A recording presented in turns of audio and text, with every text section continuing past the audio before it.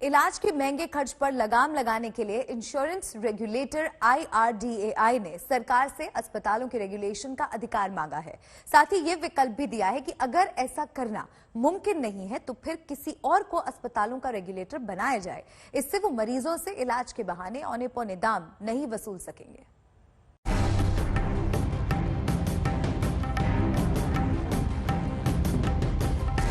Insurance regulatory and development authority of India यानी IRDAI ने इलाज के बढ़ते खर्च पर गहरी चिंता जताई है। इस इलाज के खर्च को कंट्रोल करने के लिए IRDAI ने सरकार से अस्पतालों को रेगुलेट करने का अधिकार मांगा है।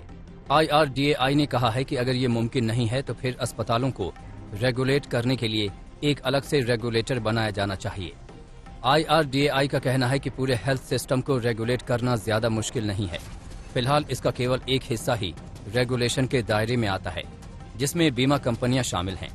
ऐसे में बीमा कंपनियों से जुड़े थर्ड पार्टी यानी TPA को नियंत्रित करने से अस्पतालों को भी आसानी से रेगुलेट किया जा सकेगा। फिलहाल IRDAI बीमा कंपनियों के प्रीमियम बढ़ाने के तरीके पर नजर रखता है, लेकिन अस्पतालों के लिए कोई रेगुलेटर न होने से कुछ मामलों में IRDAI को राज्य सरकारों के जरिए बीच बचाव करना पड़ा। हालांकि इस मामले में एक पक्ष अस्पतालों का भी होगा, जिनसे ये जानना जरूरी होगा कि क्या ये हेल्थ केयर सेक्टर में रेगुलेटर का रोल बढ़ना चाहिए या नहीं। दरअसल कोविड-19 के बाद अस्पतालों को रेगुलेट करने की डिमांड ने जोर पकड़ा है। कोरोना के दौरान कुछ घटनाएं ऐसी भी हुई हैं जब अस्पतालों ने कैशलेस इलाज देने से मना कर दिया। साथ ही हेल्थ इंश्योरेंस कराने वाली आबादी के अनुपात में कैशलेस इलाज करने वाले अस्पतालों की संख्या बेहद कम है। कई अस्पताल कैशलेस इलाज के बहाने भारी भरकम बिल थमा देते हैं। ऐसे में अगर रेगुलेटरी अथॉरिटी होगी तो फिर हेल्थ इंश्योरेंस का दायरा बढ़ेगा और बीमा के समूचे सिस्टम पर लोगों का भरोसा बढ़ेगा।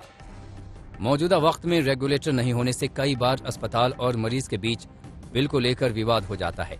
साथ ही इलाज खर्च को लेकर भी अस्पताल और बीमा कंपनियों के बीच खींचतान के मामले सामने आते हैं, तो कभी उनकी सांठगांठ की बात पता चलती है।